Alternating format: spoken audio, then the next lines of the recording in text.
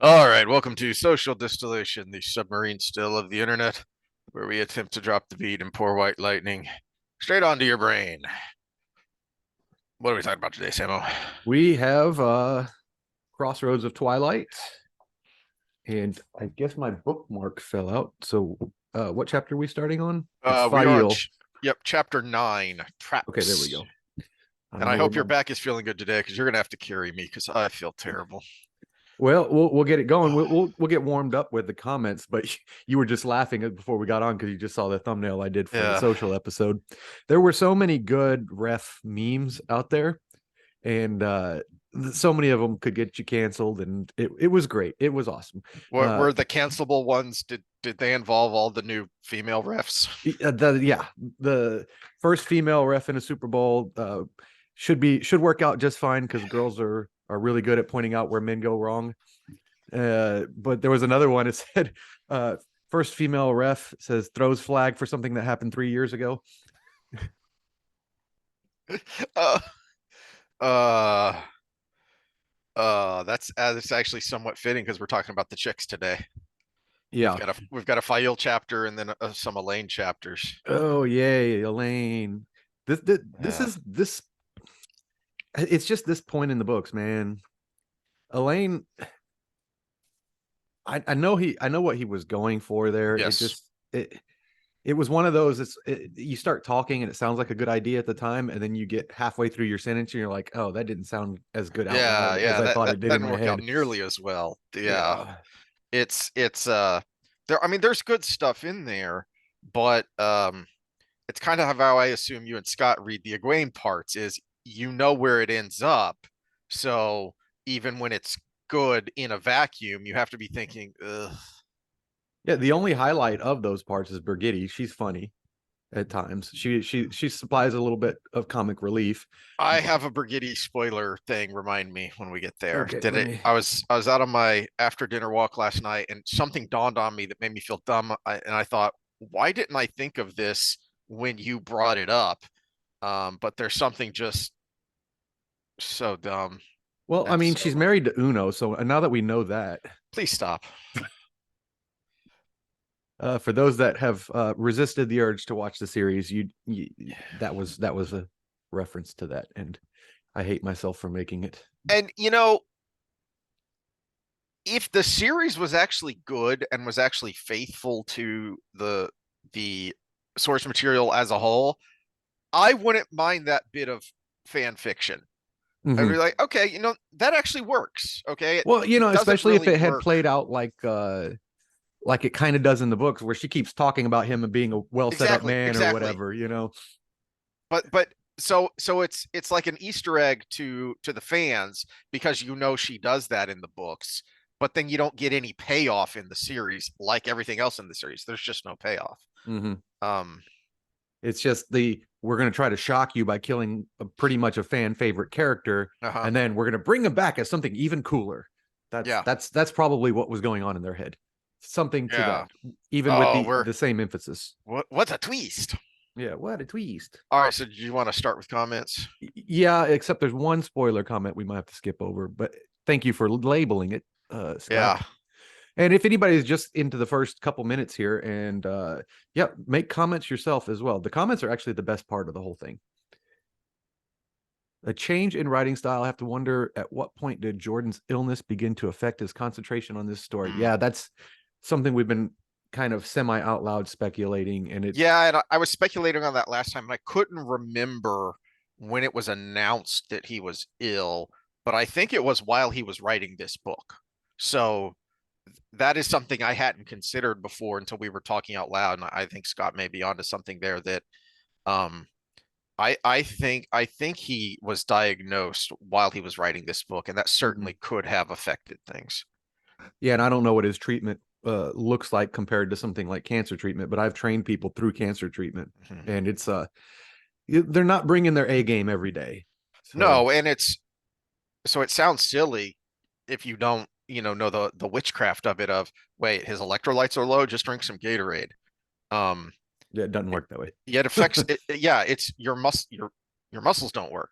They just You know, it's like when my D was low. Oh, it's you can't figure out what's going on because you need that vitamin D to help with muscle contractions, and your muscles are just after doing after doing something relatively easy, and your muscles are going, okay, I feel like I've just done a heavy deadlift workout and I can't move anymore. And it's like, why won't you work?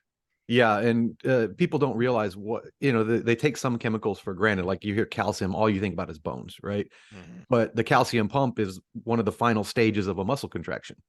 The positive charge that calcium holds pulls the protein away from the actin, so the actin can shape and basically start contracting with the myosin. Calcium has to come from somewhere, and it has to be delivered somehow, because and it has to be released somehow. So all of these chemicals play in. Nervous system, acetyl CoA will activate one nerve to another, but if calcium's involved, you actually grow and synchronize that nerve. Yeah, and So, you know that's another point that I hadn't really looked into exactly what amyloidosis does, but it's got to affect your brain at some level. It's got to affect your ability to concentrate and think. mhm. Um, when Well, the things main just aren't thing is working right. is what ultimately takes you down, which is your heart. Your heart is a muscle, Mhm. so it's, yeah, that's why dehydration is such a big issue, because then you're basically throwing off the balance of all of those electrolytes, and you basically could just stop your heart by being Mhm. dehydrated. Which Yeah. all those years of cutting It- weight, I look back on it and I'm like, oh my god, did we yeah. yeah. Boy, would it have been nice if we knew what the hell we were doing at the Well, time. well, you were talking about your brain. I remember cutting weight for a fight in Louisiana, and me and two other guys were all cutting. And luckily, it was 103 degrees and as humid as Louisiana gets. So I just sat in the car with my trash can suit on for an hour, and I was at weight. But Yikes. we were left on our own. This great job, coaches. Good job, guys. We were left on our own, and we had to find our way to weigh-ins. And one of the guys goes into the gas station, asks where it's at, comes back out, and we're like, "Did you get directions?" He's like, "Yeah." Well, where do we go? Uh, I don't know. We finally made it there. Yeah. There was like a picture where all of us were just like, and we all It made it weight. And it's such a damn shame too, because you look at, we complained a little bit about Path of Daggers because but that was, the context of the time of you waited so long and there's no mat and so much of it is just set up, but it's still a really darn good book. And then up through Winter's Heart, I mean, the whole series is you're just picking at nits because the Mhm. whole series is so solid. And there is, you know, to Scott's point, there's sadly a noticeable drop off in the quality of the writing in Crossroads. Yeah, well, and we've thrown a couple options out there. Part of it might have been the illness, but the other part of it is sometimes early success makes it hard to do things later, because he's trying to tie together storylines that he kind of already resolved in the Perrin situation, in the Fail situation, and then he's got this random element that he had added, which was needed for another part of the story, which is a Shido, and he's got to tie that up somehow. Mhm.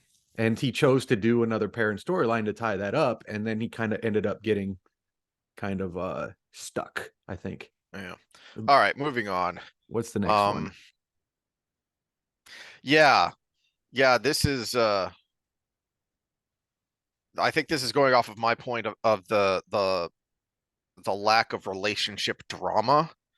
It kind of I was spinning off of your point, which was you wondered if he'd ever really had, he seemed like he had such a good marriage, it made you wonder if he knew how to write uh uh drama within a kind of lover's quarrel, um because the only real relationship drama was kind of Rand and Egwene, except it wasn't really relationship drama because it was like, puppy love. They didn't really know what they were doing. They didn't Mm-hmm. really know what love was.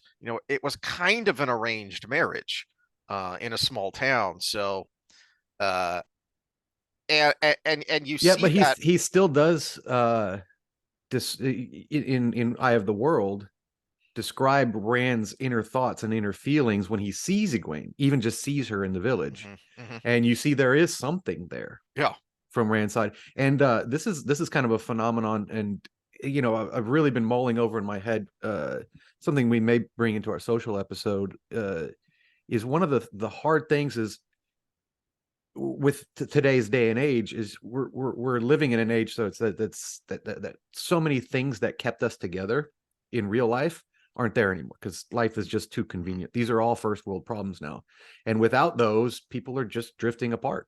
And I think there might be at least mental kind of awareness we can have that that is a phenomenon now, and people just want to ignore it because everybody still wants storybook weddings. But to Rand and Egwene, there are certain parts in a relationship where if they break up during that time, it creates more of a violent mental state. Mm. So, and especially if one partner is past that and the other partner isn't, you get a lot of drama out of that. And I think what I'm getting to is we need to maybe have a discussion on maybe there's a good time to break up and a not good time to break up. And Rand and Egwene are young, and they were like on the lead up. I can't imagine what it would be like to break up in the lead up, not even in the dwindling period. The never knowing is always going to be part of it, and the brain chemicals that go along with that Yes. were Yeah, still there. the makes, and you see that at the end of the Great Hunt on from Egwene's point of view, from Egwene's side. It's actually the scene is from Min's point of view, but you get it because Min being a girl and also being attracted to Rand, she knows, she can tell Egwene, there was something there. But as Min says, you made your choice. You chose the tower.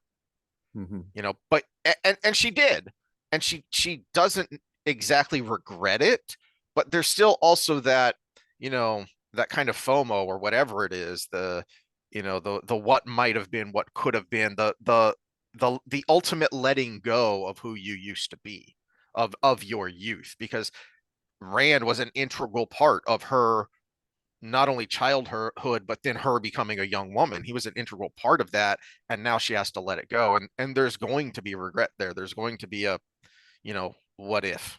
Yeah, did I choose right or did I choose wrong? Especially since she also has another layer to add to that. She has her and Rand in the rings, or Mm, the hmm the hmm in the accepted test. She has a vision of what could have been, and it was actually kind of a good vision. Well, I think she does the accepted test at the beginning of the Dragon Reborn, so that hadn't happened yet, but it's still holding on, and there's even Mm-hmm. an element of it. Um, yeah, because it that carries through all the way to the beginning of the Shadow Rising. That's why she goes with Elaine to make sure, because women being women and men being men, they don't know what the heck is going on with the other one, and so he's worried about. I love that scene that she wants to make sure he knows we're done, nothing's happening, and you know I'm over you. Are you going to be okay? And then he's sitting there thinking, boy, I hope I let her down easy.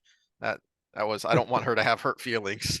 uh, Anyway, all anyway, right. next Uh, one. I yeah, agree, Dark Hounds. Yeah, that was kind of something we talked out loud, and it seemed to make the most sense. makes the most obvious sense. Yeah. Yeah, especially since there was no follow up to it. So it really just seems like they were out looking for a specific thing that which Rand would be the thing that makes most sense. Otherwise, it would have to be resolved in the storyline. If it was Yes. Perrin or Yeah. something. Let's see. I guess we'll skip the spoiler. Let me make a note so we remember to bring that one back in, because that is something we did talk about. Perrin. I'm curious. The next comment. I am curious the issues Scott has with Sanderson, and I'm wondering if they're the same issues I have. I think I've mentioned this before, but my kids are really, really into this long series that he's been doing himself. And I read the first two or three books, and I couldn't even tell you what happened in them. I can vaguely remember some of the parts of it.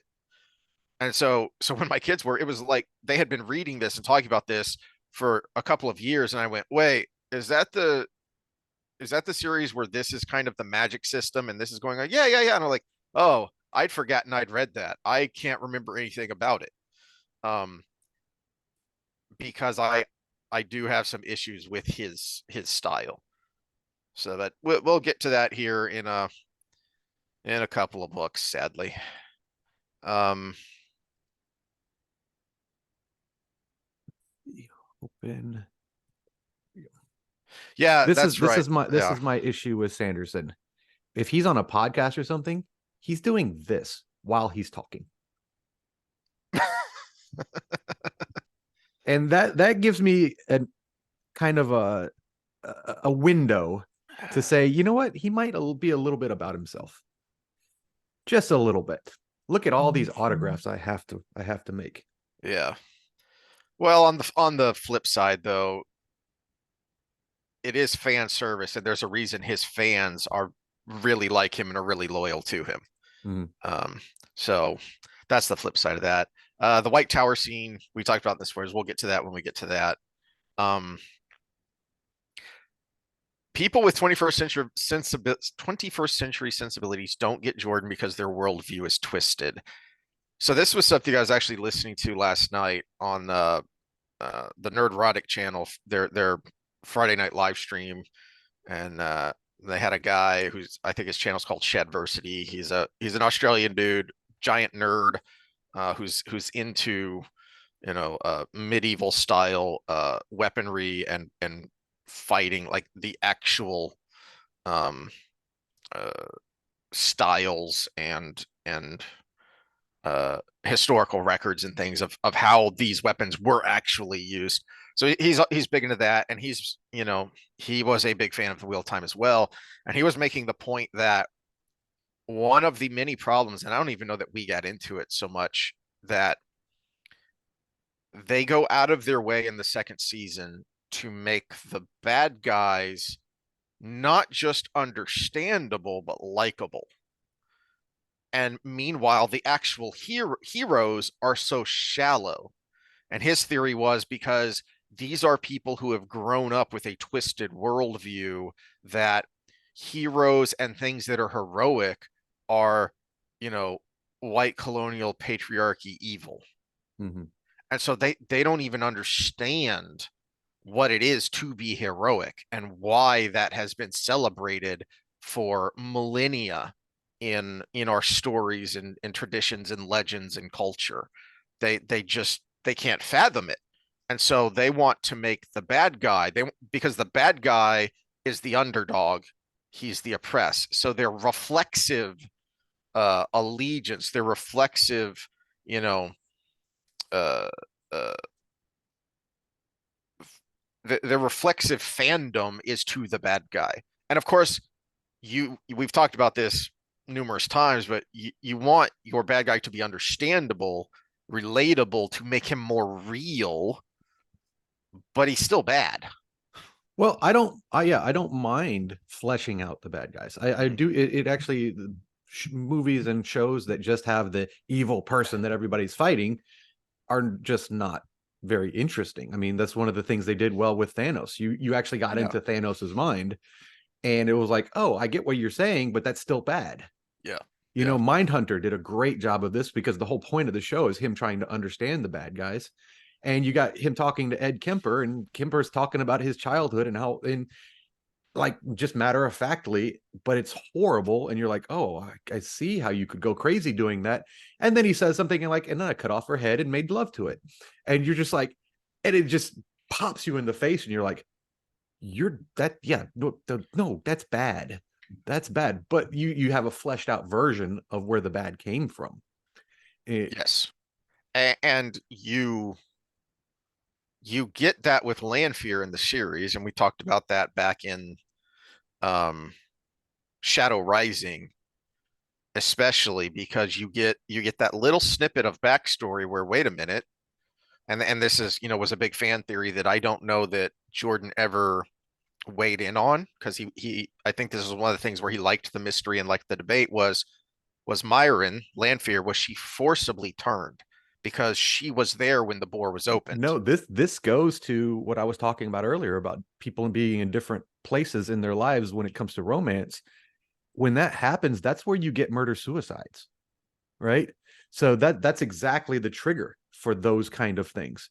And she basically hit that point, and she was a very powerful person. So when someone very powerful hits that point, it affects everybody. Mhm. And she is that. I wasn't ready to be done with this romance of the two people. And he moved on to Ilyena. So you can still, so she's probably the most sympathetic of the Forsaken because Well, I still because like she has Ishi the most because human motives.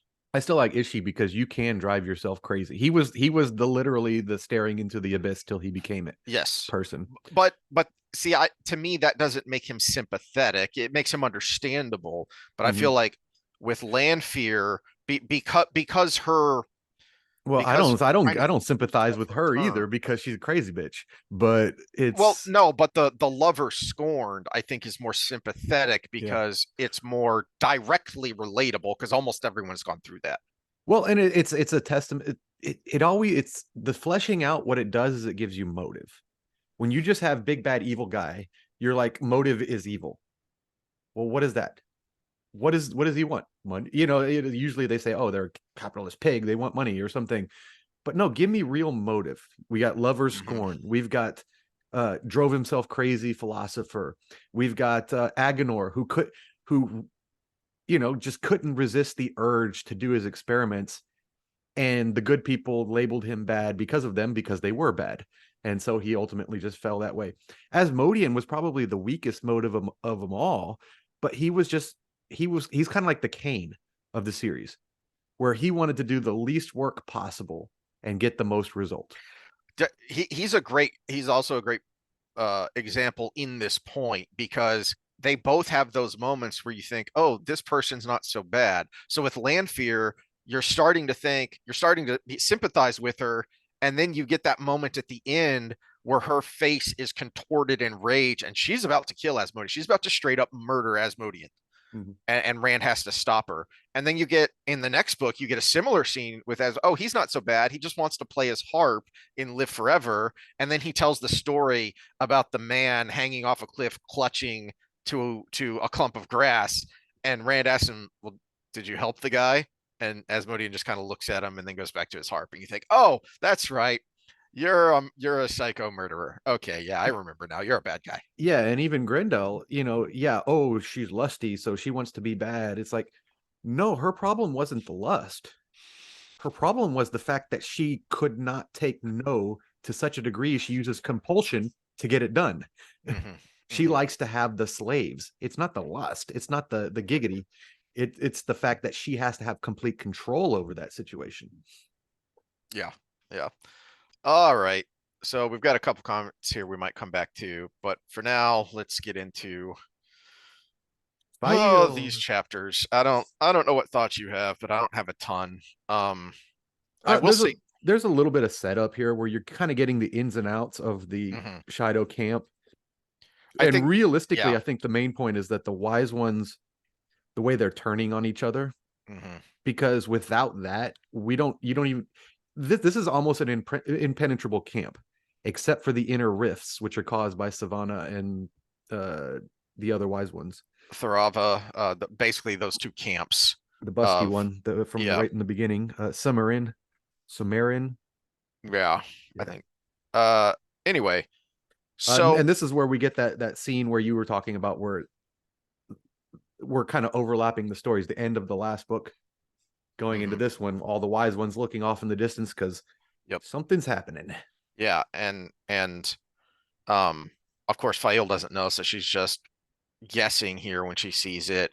And then Magdin comes in and says even she can feel it, and she has almost no ability yet, Mm-hmm. but even she can feel it. So you know something big is Yeah, what did happening. they say? The extent of her ability isn't even enough to light a candle or something. Yeah, yeah. Yeah. They use that example a couple of times. But I think before we get there though, I think before we get to that scene, don't we have the scene with Roland, or is that later? No, Um, it's later because it's almost right in the beginning that everybody's looking off in the distance. It's like the I'm first 3 pages. yeah, I'm curious if there was a purposeful um thought here of the Shido as the Third Reich. Um, and I've Hmm. used this Yeah, example before. flesh that out for me because I'm not Okay, following in my mind. so I've used Because I've it's just too nomadic for me for that to be. mhm. Well, what I Yeah. mean is at the turn of the century, the early 1900s, in the 1900s, Germany was the pinnacle of civilization. It was the place to go for art, architecture, science. The biggest scientific advancements that were Hmm. happening were being done in Germany. Um, their stage performers were the biggest in the world.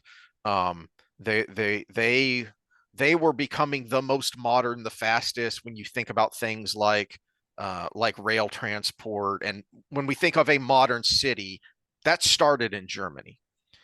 And yet, the people who were born into that almost utopian ideal within their lifetime, that same country, the pinnacle of civilization, would plunge the world into the two worst world wars it had ever known and commit the greatest atrocity the world had ever known at that time. We found out later there's worse stuff going on in the Soviet Union, but anyway. So the point being, when civilization lets go of the rope, it falls fast and hard. And so here you have this, the West, the Randland, they look at the Aiel as savages who live in caves. And yet when we actually see them, we see a very sophisticated culture, a culture that is more civilized than what what we see in Randland. Because In parts of Randland, I will say. yes, Yeah. because much of that is still the medieval idea of, well, if I want your land, I'm going to take it. If I have a beef, I'm going to, enact my vengeance. The Giotto is actually, law and order. And so in that way, even though it's kind of a medieval setting, it makes it more civilized than what's going on with the people who think these are all just savages.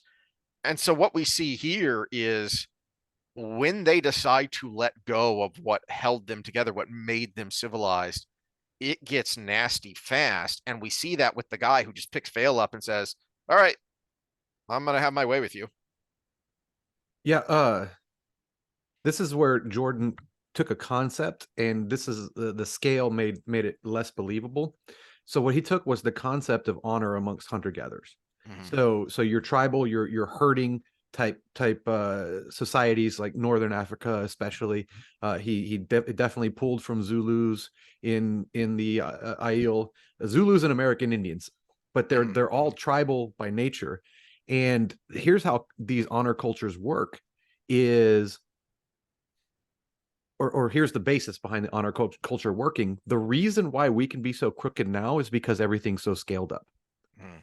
I can be if I in the dating scene, I can be as Machiavellian as I want to if I keep going up to Midtown and parts of Houston where the girls are coming from the north side, because my reputation won't go to the next one.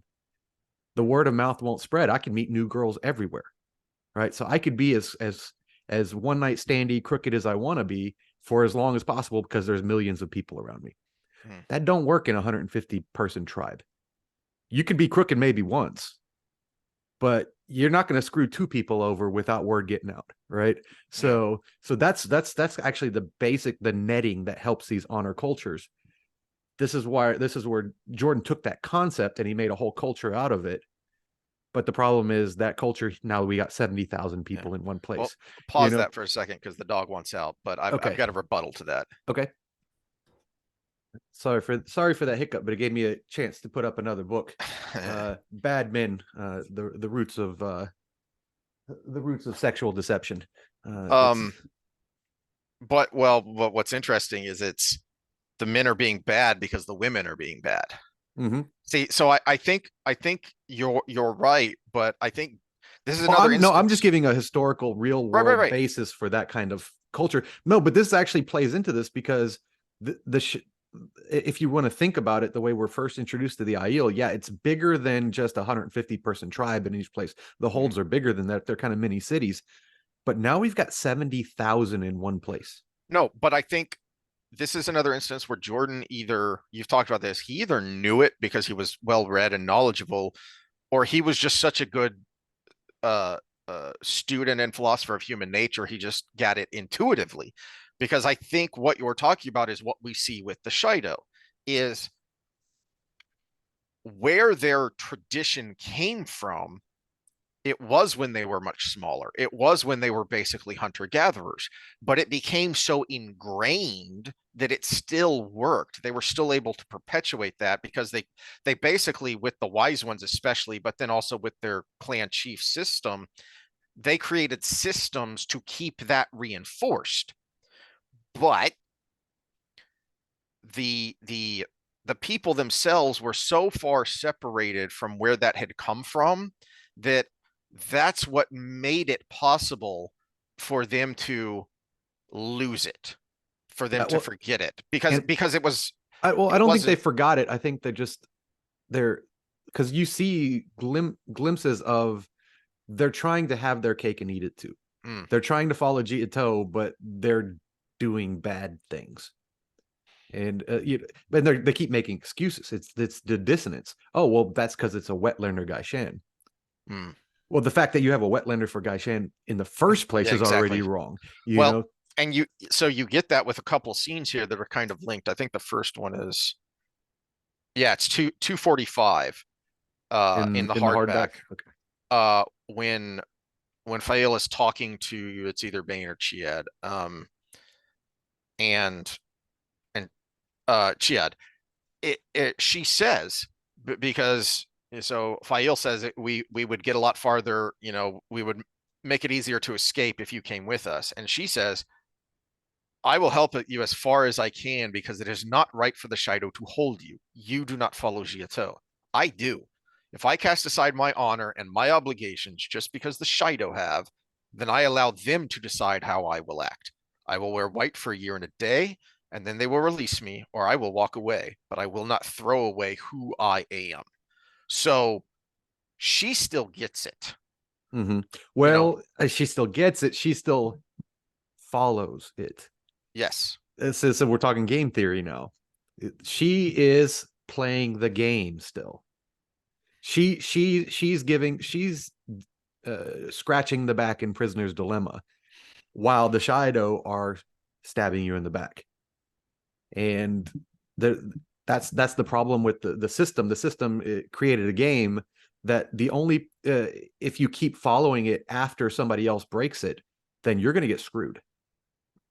Well, but that's any social compact is basically is on the honor system. Well, yeah, It yeah. lasts as long as people are willing to uh go along with it and enforce it. And clearly the Shido, so the other analogy I had here that I thought of when I was looking through this chapter was the way Giuliani cleaned up New York City. And if you're not old enough to remember what a hellhole New York City was, well, I guess you could just look at it now. But go watch the old episodes of Law and Order. It's different though. It was organized chaos before. Now it's just chaos. Yes. Yeah. So um go watch the first handful of seasons of Law and Order when it started in the 80s, and it's a very, very different than like the late 90s, mid to late 90s seasons of Law and Order. And one of the theories, the sociology, criminology theories they used was the broken window theory, which was basically, if you want to stop the big crimes, you have to stop the small crimes. So enforce the little things, and that will keep the big things from happening in the first place.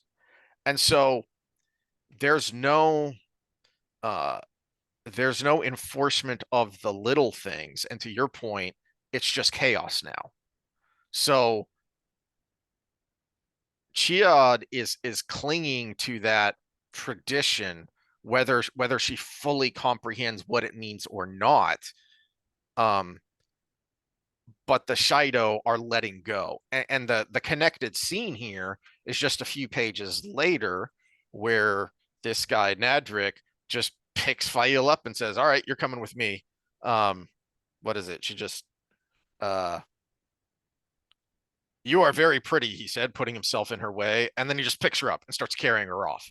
And he's and again, I guess this is one of the problems with Jordan and why he's problematic now is she's a tough gal.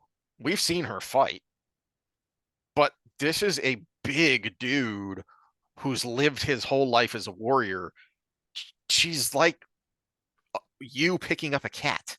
It's just, all right, you know, wiggle all you want, but you're not going anywhere. Um, This is where one of the points Chris Williamson brings up, and he first started talking about this with Mary Harrington. For those that know her, uh, he brings up the pipeline. He said the pipeline from not opening doors for girls and walking them to their car is the same one as going home and beating your wife. There's a degree difference, but it's the mhm, same pipeline. mhm. It's the fact that they are the smaller, physically weaker sex that constitutes both of those ideals. Yeah. And so what does he say? So then Roland intercedes to rescue Fael basically, and he basically says the same thing as Shiad, that Savannah can do what she wants, but I still follow Giotto, and so you're going to uh acknowledge that and adhere to that, or there will be consequences. He is still someone who will enforce the social compact, and he has the not just the will but the physical ability to make Nodric back down. And he basically says the same thing as Chiad of um do you abandon your honor because Savannah abandons her, is Roland talking. uh and so then she's not pretty enough to fight over, and he leaves. um but to your Yeah, point, and that's a weird statement though, because from all descriptions, this is kind of where I put her.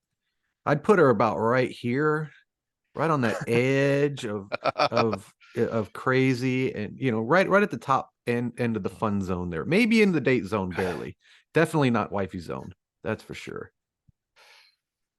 um I need to just I'm gonna make a meme where I just plug in all the Wheel of Time girls into that chart, or at least the yes. important Wheel of Time girls.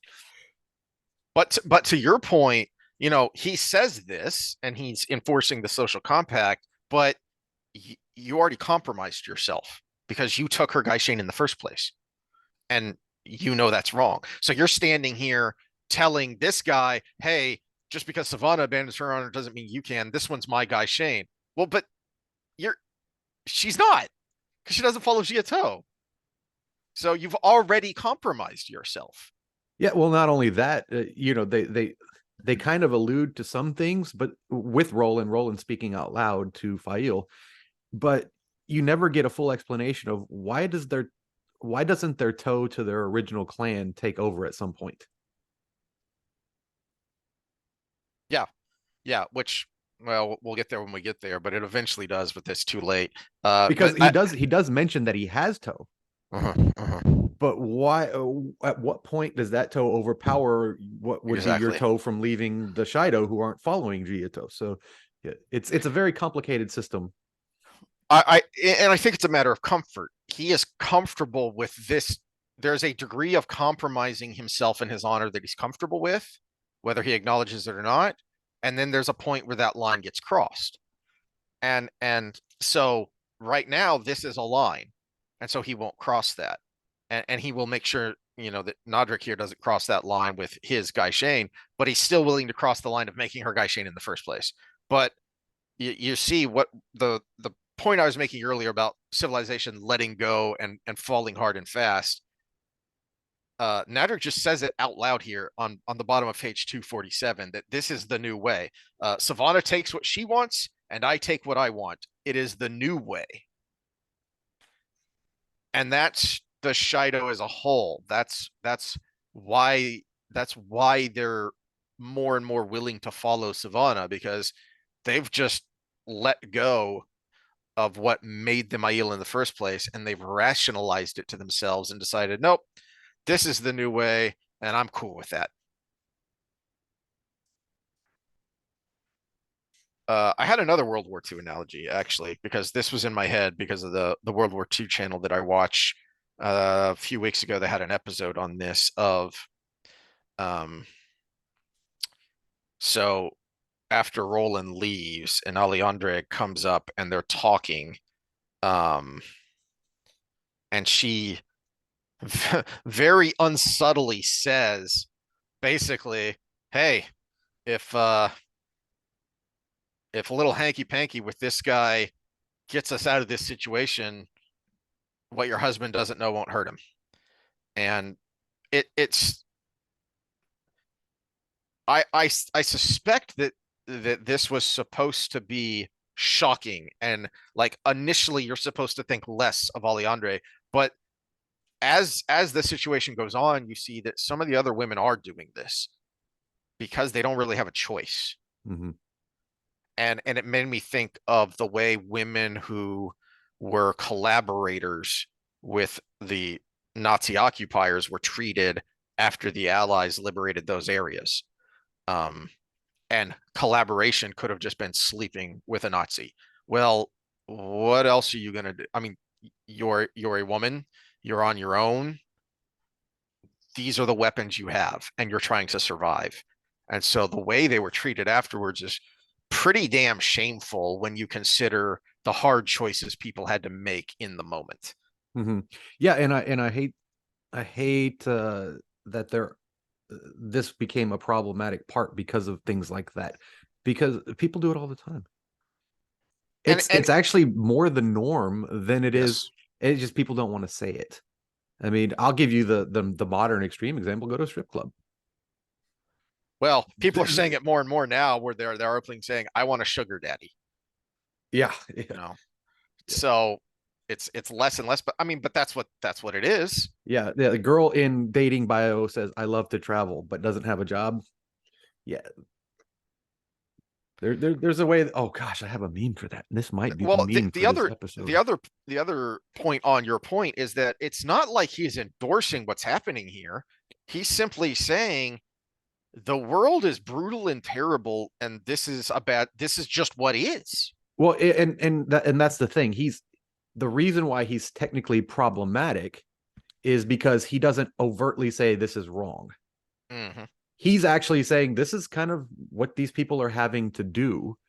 Well, but in a way, he does say it's wrong because you get that with Fail's reaction, because she is, I think, kind of the reader's avatar here with, to. But yeah. It's wrong in Fail's eyes, Mhm. but he's not saying it in a way that like Aleandra's perfectly justifying herself, right? Yes.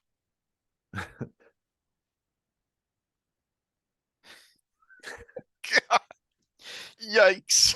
And here's the other one. this one, this one always cracks me up. Yeah. Okay.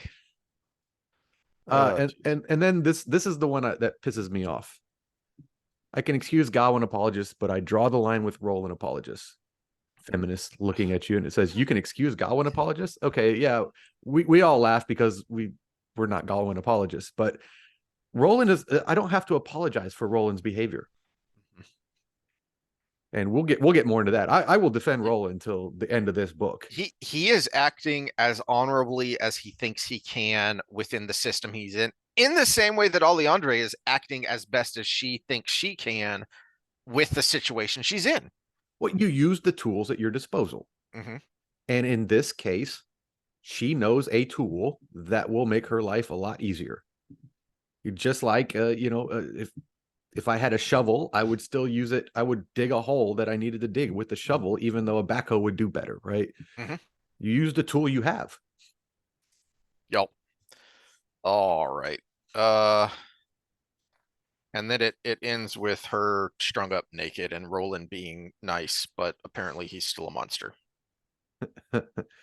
I see one of the things I love about Roland is he's always trying to make her laugh. Hmm. So the picture I have of this character is like, no, I'll save it for spoilers. Hold on. Let me write down that what I want to say there real quick.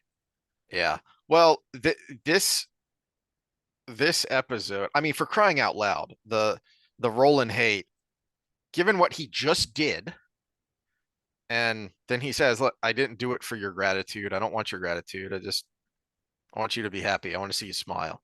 That's all the reward he wants. But apparently that is outrageous in today's day and age. And here he knows that she's not going to ask for help, even though she could very well freeze to death out here, strung out naked on a wooden table in the middle of winter.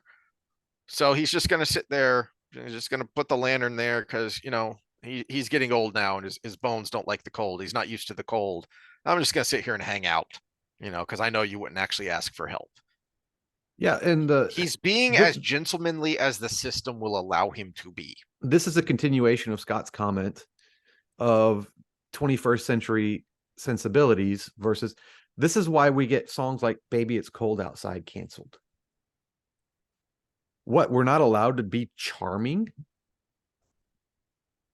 No, I'm not going to force her to sleep with me, but if she thinks that I'm funny and she hangs around a little bit longer, long enough for the chemicals to get going, and we point of courtship, the point of wooing, the point of that song is that I'm going to put out effort because I think you're worth it, and then you're hoping that she thinks, you know what? He put out effort. He really does like me. He really does appreciate me, and I appreciate that he did that for me.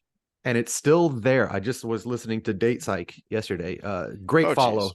Great follow on Twitter, Date Psych. And he Alex is his name. And he was talking about approaching women. This is one of the big things right now because of the 21st century sensibilities. Women still, 80% of women want to be approached. Mm-hmm. And the other 20%, probably most of them are lying.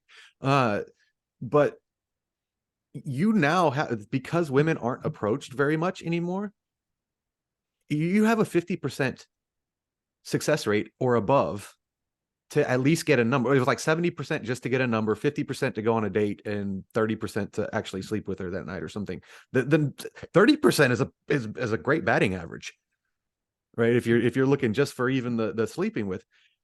And the thing is, in the post interviews, it was the actual approach made him more attractive because it was the effort. Mm-hmm. You put a little bit of effort that added 10 points to your attractiveness right off the bat. There you go, guys. Your free dating advice. You're welcome. Sexy time with Sam. But Roland is exactly the same thing. He is just, I mean, it's again, back to Baby It's Cold Outside. I just put in a little bit more effort. She could say, I'm cool with the cold and leave. Mm-hmm. Or, hey, let me buy you a drink. It's the same thing. It's the same thing. Yep. All right. Then we move on to Elaine. Oh, yay. Girl power. And yeah, but he shows he doesn't tell. He doesn't just, it's not just everyone around Elaine telling her how great she is, like modern writing is. No, she actually demonstrates it here. She demonstrates it first with, the several pages of this, basically cook who's had to become a maid because the frickin' queen to be is staying, in our manor. And, obviously she can't dress herself. And she's putting up with it. She's, mindful of the fact that this woman is doing her best. But then she also is compassionate in helping her, just helping her on an individual level of, she saw a ghost. Don't worry, the dead can't harm the living. Well, we'll see about that. And so Jordan's again doing double duty here because he's showing you something about Elaine's character, but then also planting that nugget of people are seeing the dead, which will come back up later. And then you get the moment where several pages into it, where is it? Where Avienda, yeah, 277. We have visited 19 of these manors, sister, and counting these, we have gathered 205 boys too young to be blooded and old men who should have laid down the spear long ago. I have not asked before. You know your people and your ways. Is this worth the time you give it? And Elaine's explanation is detailed, it's logical, and it's it's right. She's doing something here. It shows that she has not only the knowledge to to know what to do, but the wisdom to have foresight because she's thinking ahead. Because as she says, basically the main point of these visits is I don't have time to solidify my rule. I'm planning on winning, and I need to think ahead to be ready when that happens. And I'm crowned, and I can unite everyone behind me. And Avienda says, I think I will learn a great deal about being a wise one from you. And then it flips. Mhm. So it, Elaine isn't suddenly stupid to make Avienda look good because it's perfectly understandable. Holy crap. Because now we get them feeling the channeling that's going on. Rand's in danger. We have to go help him. And it's Avienda's turn to use what she knows because she's the actual warrior. Elaine may know, from Gareth Bryan and from her mother, kind of the idea of war from a big picture standpoint, because that's what she's going to have to do. But Avienda knows it intimately. She's participated in it. And she's the one that has to say, no, we don't know what's happening. We may make things worse because we Mhm. have no clue what's going on here. He Which is we get well and a it will be well. yeah, we get a little bit of a flip from that later, and I can't remember if it's still Jordan or if it's when it crosses over to Sanderson, where Elaine keeps going to the battlefronts. That started to annoy me. Yes. Uh, Yes. but I had a thought in there too. Oh, yeah. My thought was when you were talking about it, Elaine and her visiting all these places and telling Avienda of the importance of it and everything. And I'm like, yeah, we have a real life example of this. Had Hillary Clinton read this book, she'd probably be president after 2016 because Mhm. her biggest mistake was the fact that she completely ignored Iowa and Michigan and Wisconsin Yeah, and Wisconsin was one of the big ones. Yeah. yeah, yeah. She refused to go to those places, and well, they voted accordingly. Yep. Yep. She didn't think she needed to, and they said, "All right, see ya." Well, bye. Um. All right, and then we get back to Camelin, and we get basically a lot of what's going on with the siege and how things are going. Um. I I don't know.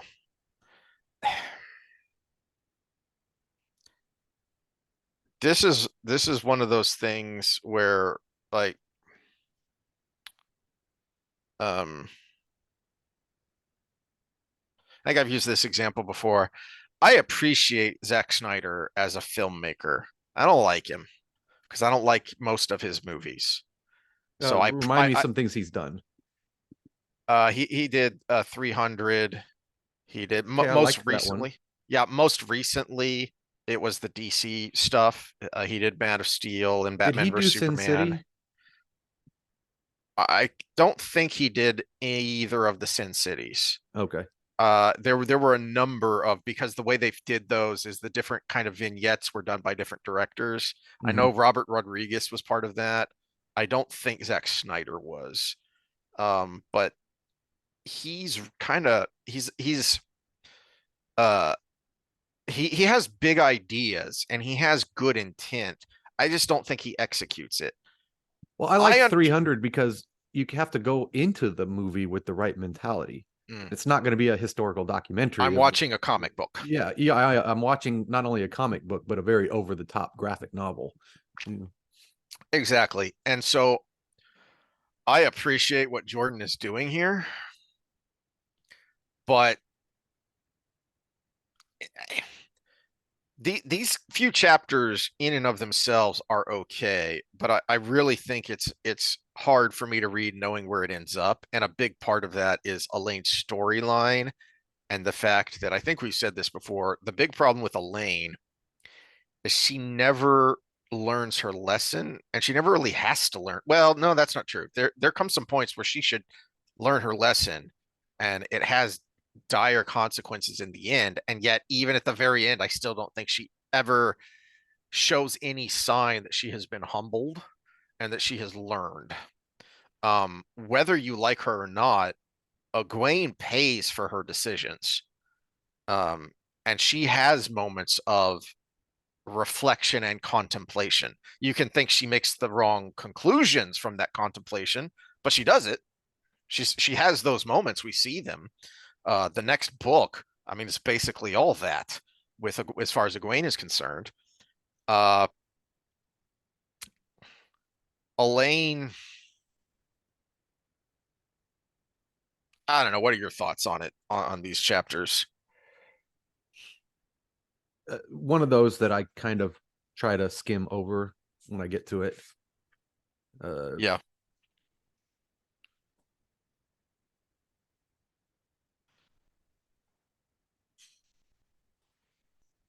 Um,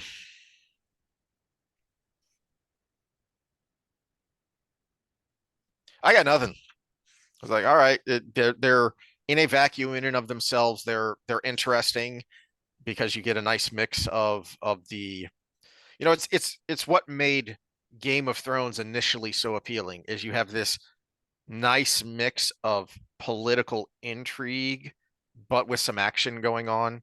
Because you do, when the siege actually starts to heat up, you do, stuff is happening. Mhm. Um, but then you get all the intrigue, and you get again, it it works for Elaine for building up Elaine as a character because you, but really it's more and more of what you just saw. So in that sense, I think much like with Perrin, it's a slog because we already saw it. Basically, what I just talked about in that chapter is what happens here in these next couple of chapters with the kin and with the Windfinders and with the people coming, to proclaim for her, and with her back and forth with Brigitte and with Dylan. Uh, she Jordan is showing us that she is ready to be queen and she will Mhm. be a good one. Great. Now can we move on? Yeah, and the annoying part with the Windfinders still keeps getting to me because it's like, yes, we made this bargain. We have to still bring this bargain back to the tower before you get what you want. Mhm. We're not there yet. But the Windfinders are like, well, her comment. She made it sound as if she's going to scoop every Aes Sedai here up and take them. Well, that's kidnapping. That has nothing to do with the bargain. Mhm. Yeah, It- I have no authority over these other sisters. Only the Amarillan does, and the Amarillan and the Hall, and I can't just. I mean, to your point, they negotiated in bad faith in the first place, Mhm. and now they're compounding that bad faith because they either don't know or don't care that Elaine is not breaking the bargain here because Elaine has no authority to enforce the bargain. She Well, was, you know when you go to a restaurant and you go to the cashier, like one of those, like a Bill Miller's or something. I don't know if anybody knows that in the audience, but you go to the cashier, you order your stuff, and then there's another place where you pick up your food. You don't go back to the cashier and just start taking things. Mhm. You have to go to the other place and get your food. And that's where it is. Okay, so the bargain was made. Yes, they spoke in the name of the tower and everything. Well, now they have to go to the tower to get their food and take what is slid across the counter at them. um, at least Elaine kind of in this part, so kind of a 312-ish to 316-ish, I think, is when um we're jumping a couple of chapters here already because chapter 11 was a bargain. So I still feel like the sea folk are kind of annoying here and uh and taking advantage, even though it does seem like Elaine is actually on better footing here and more competent in the bargain, the kind of secondary bargain that she makes with the Windfinders here. Um, but it still feels it still feels off because um, much like with our other interactions with the sea folk, it's Elaine doesn't even realize she's bargaining at first, but the sea folk are always bargaining. Mm-hmm. So she's I mean, Jordan still displays that, as I said, she has what it takes to be a good queen, but it's still an annoying interaction. Mm-hmm. All right. Um,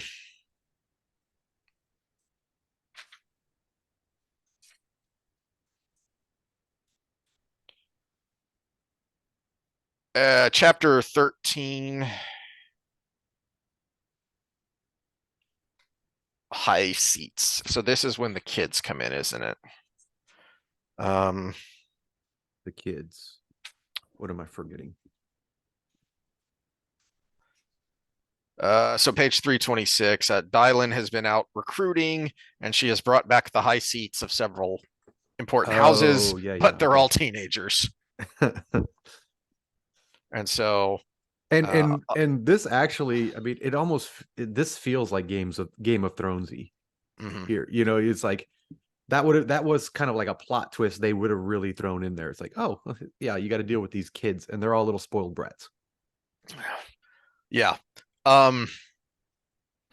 It's a good moment for Dylan though, because again, showing not telling is we actually see that she is more than capable of handling these spoiled brats who have way more power than they should. But and so that can be a big problem, because under this system they do have legitimate authority, but Dylan is very deft at handling it. So she's another one of those small characters that feature prominently because she's so well fleshed out whenever she's actually on the screen. Well, I think this is where experience comes in because she was one of them at one point. Mm-hmm. That's a good point. Yeah. In fact, I think it even I think we even get that in her backstory that she came to her high seat young as well.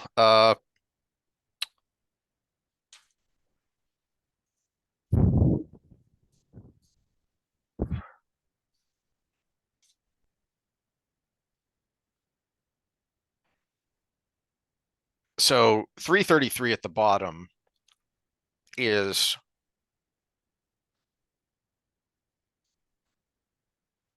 uh I think a point that I'm as I reread this, I wonder, is Jordan here making a point that I think he's making, or am I just interpreting this because I this is the point where I really stopped liking Elaine when Brigitte slammed her silver cup down on a side table so hard that wine flew everywhere. Children, she barked. People are going to die because of the decisions they make, and they're flaming children. Connell, worst of all. You heard him, Dylan. He wants to challenge Ermil as champion, like Arthur Bloody Hawkwing. Hawkwing never fought anybody's bloody champion, and he knew when he was younger than Lord Northane that it was a fool's game to rest so much on a flaming duel, but Clonel thinks he can win Elaine the flaming throne with his flaming sword. Um,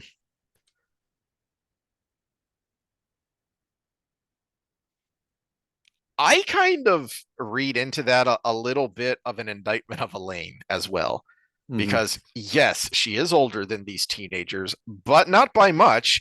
And yes, she does have a lot more worldly experience, but she's still making decisions with the impetuosity of youth, and Mm-hmm. people do end up dying because of it.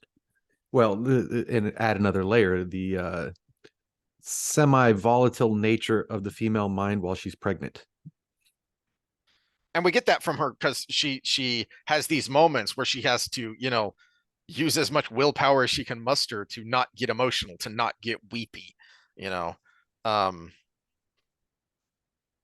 which is just a fact of life. And I guess Jordan has to be canceled for that as well. I do like Dylan's reply, and this is again, yeah, it is here where she became high seed at 15. So she understands what it is to be in that position. And so she is able to handle them. And she does a good job of, in the same way Elaine did a good job of explaining to Avienda what's going on here. Dylan does a good job of explaining, look, they are in these positions, and yeah, I'll handle them. Plus, they have their own, armsmen and generals who know what they're doing to help handle them. And as for you, Lady Brigitte, she went on in a drier voice, your language is as ever pungent. Uh,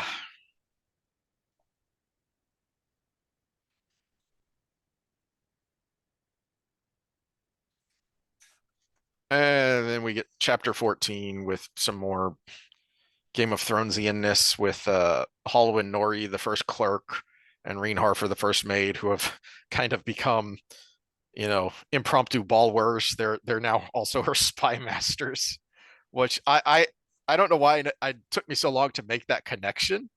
That, oh hey, the secretary, except they did it in reverse, because you get the impression from when we first meet Balwer with Pedron Nial way back in, Mhm.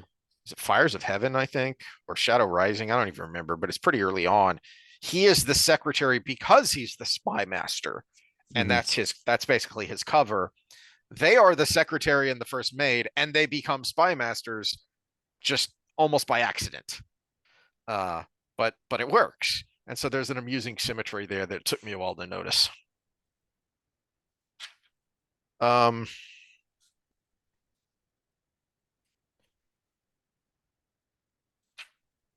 any thoughts on this chapter? Politics as usual. Politics as usual. I'm trying to remember if we get more. I don't think it happens yet, where we're seeing more of Captain Millar kind of integrating himself in. Yes. Yeah. Yeah.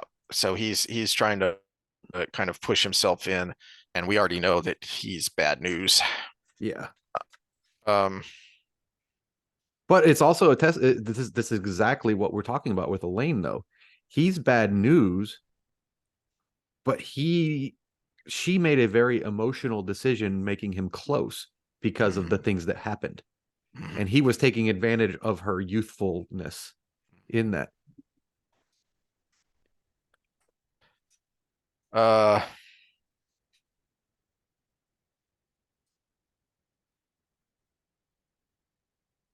That plan doesn't work if she's not naive.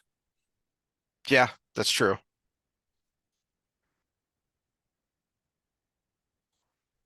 Um, and yeah, blah blah blah. Okay.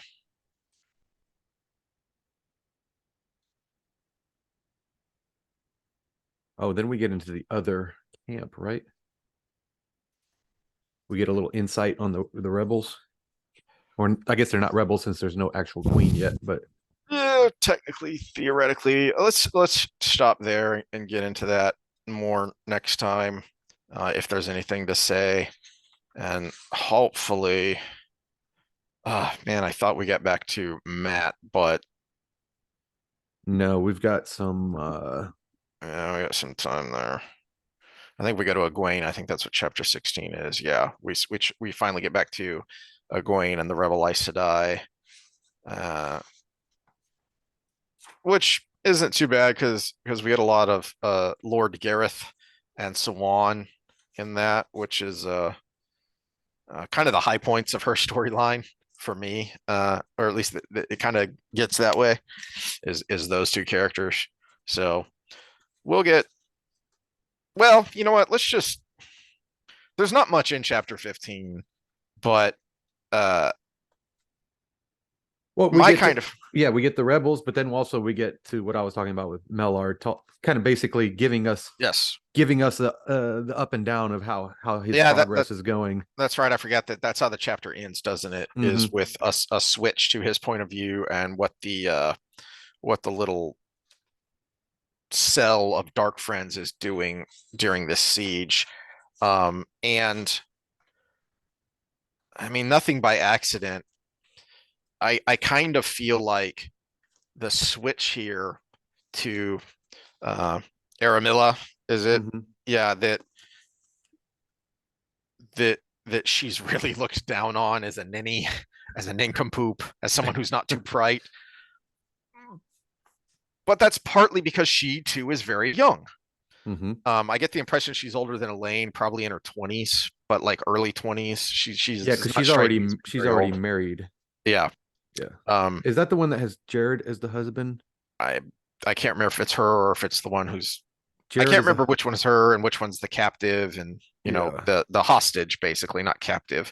Um, but there is a mirror here to what Elaine was just ranting about, but then also to your point, there's still some of Elaine in that, and we get that at the second half of the chapter, which is because you were, yes, you thought you had a logic to it of why you made Malar your captain of your personal bodyguard, but it was also an emotional decision, and it does come back to bite you.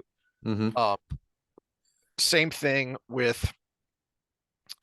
uh, with the with those outside of Camelin is they're being led by a dingleberry young woman who, yeah, she's capable in her Machiavelli machinations.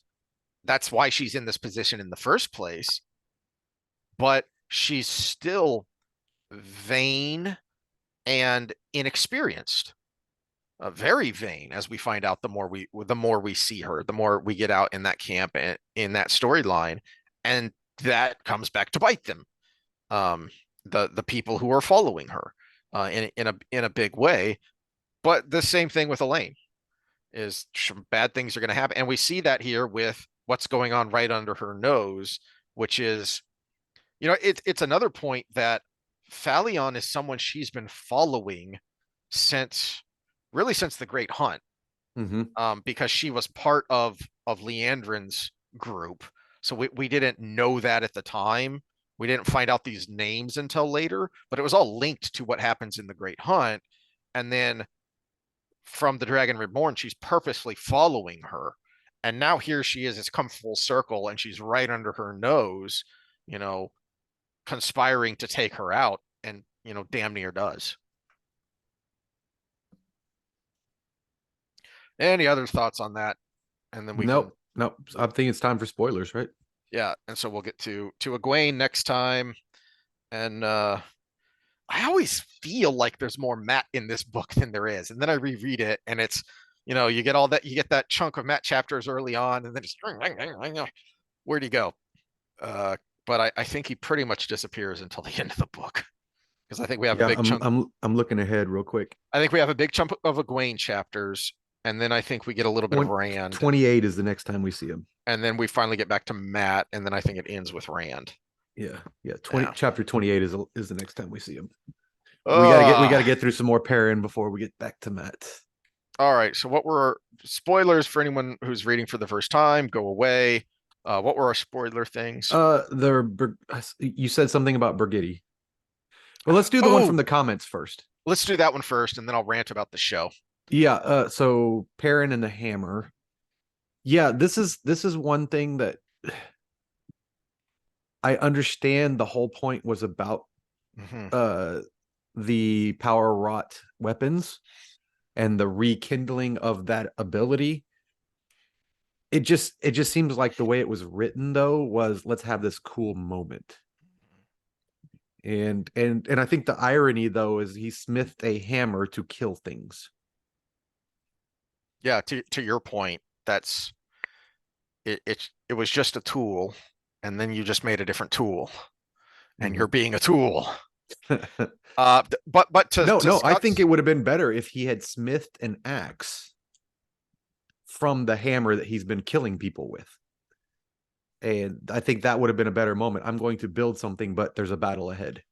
yeah, Yeah. yeah, or make it like Thor's new hammer in Infinity War, where it's an axe head on the other end and a hammerhead axe head.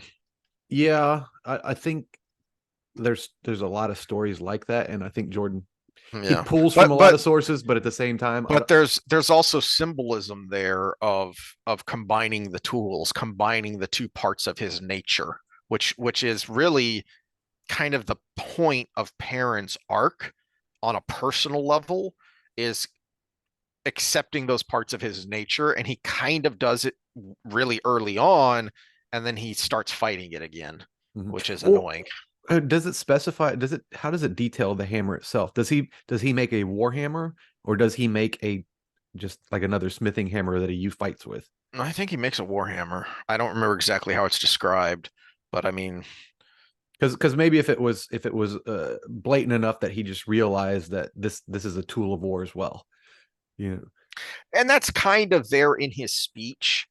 Um, but I think my point that I made last time was it kind of falls flat for me because of the winding road it took to get there. Hmm. As much as I like Perrin, I would have been happier with fewer pages of Perrin. We don't ruin his and Fael's relationship just to have drama, and then don't make it so damn long. Spend more time elsewhere where we needed some more fleshing out. And as much as I liked Perrin, I would have been happier to have fewer pages if they were better pages.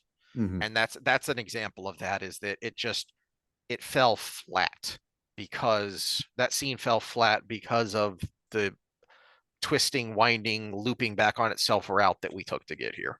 Hmm. Well, Uh, but, and then but he ended up basically making his biggest contribution in the World of Dreams, anyways. Where yep, this thing he made into the physical world actually doesn't even matter. yeah, and because like also I think I made this point last time about the the the mirror there between Matt and the cannons and Perrin rediscovering power rot weapons, but we actually see the cannons and we see them making a big impact. And we had books upon books of teasing and lead up to that. We never got a hint of a tease of Perrin doing this. So it on top of the circuitous route to get there, it comes out of nowhere. Do you remember which Aes Sedai are the ones that helped him make that hammer? I don't know that was the Aes Sedai because they're not supposed to. I know one of the Ashaman was involved and that he Hey, links with somebody. He does link with a woman, and I don't remember who, so it had to be one of the kin, probably then. or one of the wise ones, Mm. because I think they're still with him at that point. See, and we're at a point where he's around all these wise ones right now. We could have had moments of character development with him where he reverts back to book 3 and he says, I need to clear my mind. And he starts working with some of the Smiths and some of the wise one, one of the wise ones getting curious or something. You Well, could have had some lead up. that was actually, we've been bitching about Sanderson here. A nitpick on Jordan. That was something I was expecting as soon as Perrin met up with Aiel, because early on in like in book 4, I think is when we first get it, and it kind of makes a big deal of it, and we see it again. How Uh, respected the Smiths yeah, are. so we Yeah. see it again with the Shido and the clan chief thinking, no time to pay proper respects to a blacksmith, but I'll fulfill my G later. Um, so I kept expecting the Some sort of blacksmith part blacksmith of Perrin, storyline with yes, Perrin in the yeah. something akin to what we saw in that scene in The Dragon Reborn, to build that respect with the Aiel, because we never get that. He has the Two Rivers people behind him, and we see how he gets the Geldanins behind him with his tavernness and just his natural charisma that he doesn't realize he has, getting Alliandra to swear fealty to him. So we know why he has them, but he doesn't have the Aiel except for Gaul. And we know why he has Gaul. That goes all the way back to book 3. That's well established. I kept waiting for there to be a blacksmith moment for him to build that respect and rapport with the Aiel, and it never happened, and it was something of a letdown to me. To the last part of Scott's point, though, something I just thought of because we've used Game of Thrones as an example multiple times here. It really is like the Obsidian weapons, that they Mm. realize, oh, we can use this to fight the White Walkers, and then you never really see it. It never really comes up. They make a big deal of it, and then it's just, eh. That feels a lot like what happens with the power weapons. Yeah, it's okay. They make mention of it, but you don't really see it. It's one of the few times Jordan tells us and doesn't really show us. To your point, a great place for this to have come up for us to actually see it. Something you said about either Abel or Tam being the one who actually takes down the Hmm. Mandrid. Because And they could have had a what, weapon to go along because with it. they're Yeah. there with him. They are Yeah. part of Perrin's entourage. They are part of his army. And so, we could have seen them getting one, but as leaders, that they are given one of these weapons, and that's what they use to take him out. That would have been an additional, great moment there. Yeah. And I like the whether this was Jordan's plan all along or that Sanderson did it. I'm going to go ahead and give Sanderson credit here. I like that the downfall of Demandred was his pride Mhm. because he wanted the sword fight instead of use the power. Mhm. I like that aspect, but then I think he reached to make sure Lan had the cool moment. And I am like you. I am really curious what's in the notes and how much of that is Sanderson and how much of that is Jordan. But we'll bitch about that more when we actually get there. Yeah, well, and Um, especially because I don't like that he had Galad go down in the process. Because realistically, up until that point, I thought he was setting up that battle when he had Galad fighting Valda because of how that fight went. And he's Galad is so skilled, and Valda was so good, and he was setting it up to be like the because it two. does mirror that Yeah, Valda's fall is also his this pride. this is where he earned his Heron mark by killing Valda, and you learn from the fight Mhm. that he had never fought anybody that good Yeah. until Valda, and then he goes and fights Demandred and gets his ass handed to him. And it's like, well, you just kind of So ruined a what lot was of setup. what was Yeah, the what point was of the the point Valda of? fight? Yeah, Yeah. what was the point? Yeah, what was the point of the Valda fight? So to tell us that he's not the best swordsman, it makes it believable that he loses to Demandred. I don't know, but to me, that was when you talk about a hero arc. That was a moment that was the transcendence to the best swordsman in the world, and then you just pull Lan in and say, okay, well, we really know he's the best swordsman because he's cool. Mhm. Not all forget the fact that he's 20 years older and probably lost a step by now. It happens. It happens. Or maybe not with the Warder bond. That is actually something that I think Yeah, you get a okay, glimpse of. touche. But at the Yeah. same time, I still think he was really pulling for the cool moment for Lan. But I do like that Demandred's fall was the fact that he wanted to fight. Yeah. He wanted to prove his mastery of the sword, which realistically that should have been a good fight because he's had thousands of years to master it. But No. All right. What were the other spoiler thoughts we had? okay, so I'm gonna give because I only really had one sentence about Roland Mhm. that I couldn't say is I imagine this dude as this is actually part of it. This is where the feminists are missing out on a great story. If you just open yourself up a little bit to a little bit of charm and charisma and good guy, nice guyery with this guy, you feel horrible when he gets his face smashed in with that Yeah. hammer. Yeah.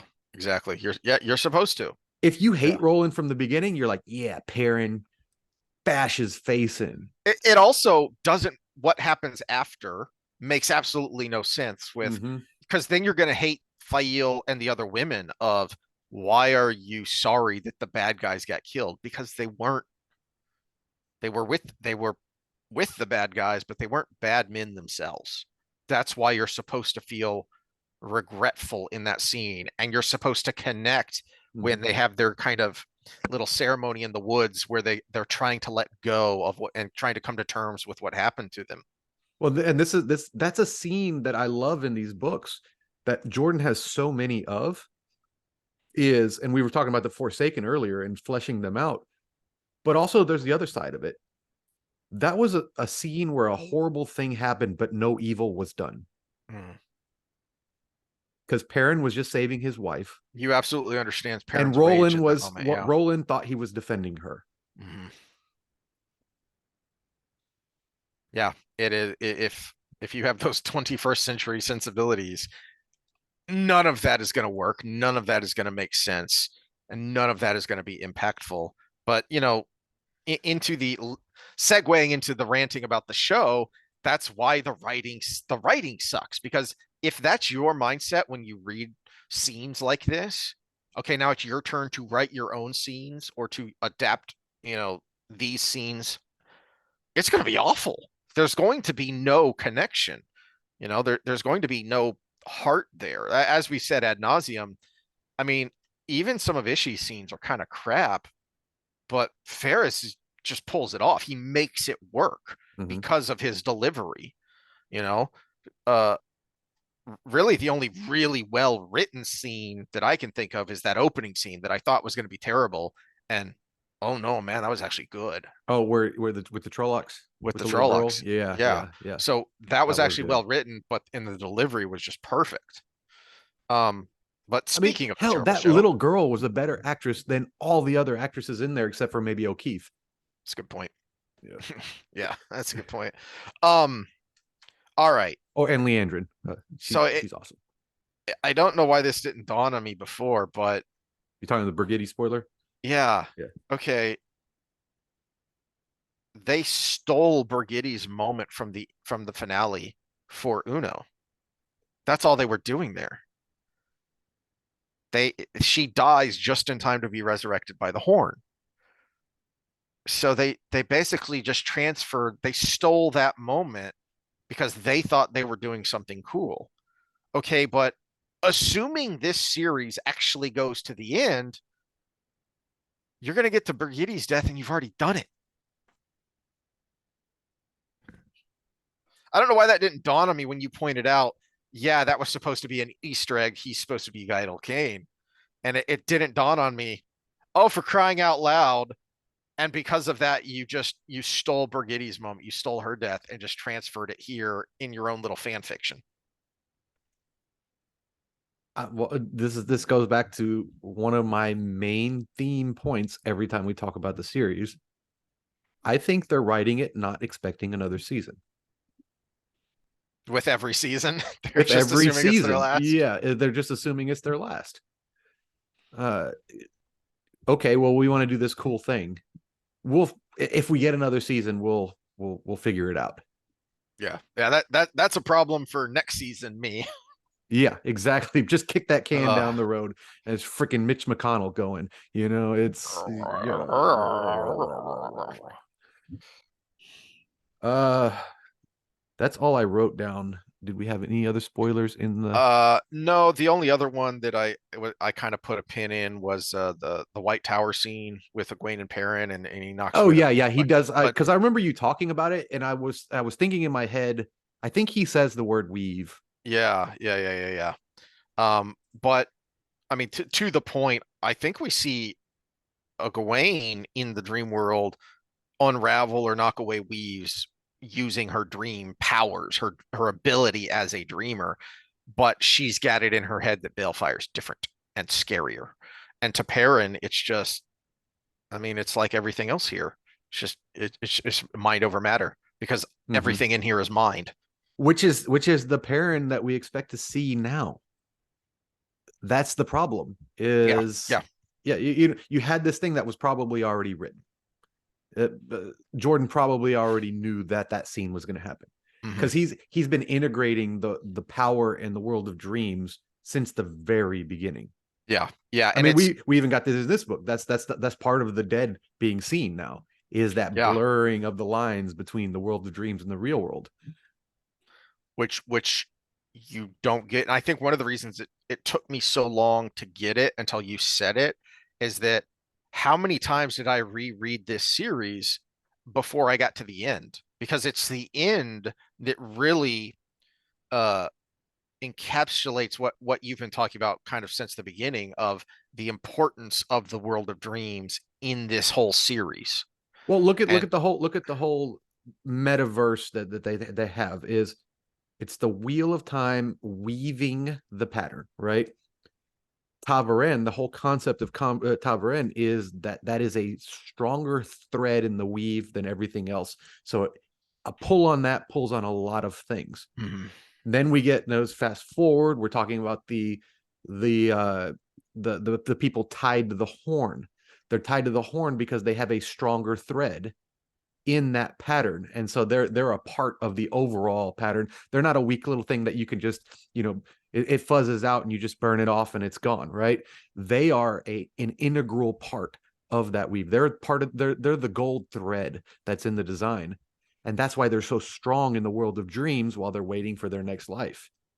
That's a good point. So the stronger you are in the pattern, the more the more manifest you are in the world of dreams. Whereas other people just appear in and out, in and out, in and out. Egwene is strong in the pattern. Yeah, okay, so there's an argument that, okay, the show didn't go too far off because Egwene could be technically considered Ta'veren because of her effect on the world. And okay, so I will accept that argument, and that's why she can go to the world of dreams. That's why she can do that. Perrin is an integral part of the world. That's why he is so strong in the world of dreams. And you can't help but say that Mat would probably be a hero for the Horn once he dies. Yeah. In fact, But he we'll would just make him probably one now. take Hawkwing's place. It's a good. Yeah, that's an interesting point. I did find it interesting because we did have the question, the quote that we bitched about last time about seeing Hawkwing's face. Have you seen Hawkwing's face? You know, and I'm like, well, how is this even a debate when it's a paragraph in the book where he tells you where he saw it? Literally that same page. Yep. This is one of the most genius things Jordan did was make Mat the ultimate general, but not a manifestation of Arthur Hawkwing. Yeah. It was almost like he's like the ultimate rival to him. If you really, it actually is, because that's not the only time we get Mat thinking about or even reliving a scene where he was fighting against Hawkwing. In fact, he has a number of memories of fighting against Hawkwing in different guises, as different people. Which makes it doubly cool and awesome that he marries the descendants of Hawkwing's army. Mm-hmm. That's an interesting point. Yeah, he brings it full circle. He's Hawkwing's ultimate nemesis and brings their people back to the fold. Yep. That's interesting. All right. Well, I got nothing else. I got no other spoilers. I'm sure we'll have some yelling next time because it's Egwene, but I may save most of that for the next book because I think that's really where Egwene shines, is in the next book. Yeah, and she goes through kind of a similar progression to some of the other characters where we're talking about the slog in this book. The whole book's a freaking slog. Mm-hmm. She was climbing to her position in the first several books. Now she's just kind of in that position, and then she does the dumb. Mm-hmm. And we're not quite to the dumb yet. Yeah. But much like, I say that I'm gonna give you credit. You've brought me around to really more appreciating her time in the tower in the ending of the books. Mm-hmm. Well, but then she does nothing with it, which makes it frustrating. Yeah. Well, I don't know if she does nothing with it or if we just don't see it enough because of what Sanderson chose to spend his time on. But we'll get there when we get there. So we'll see y'all for that.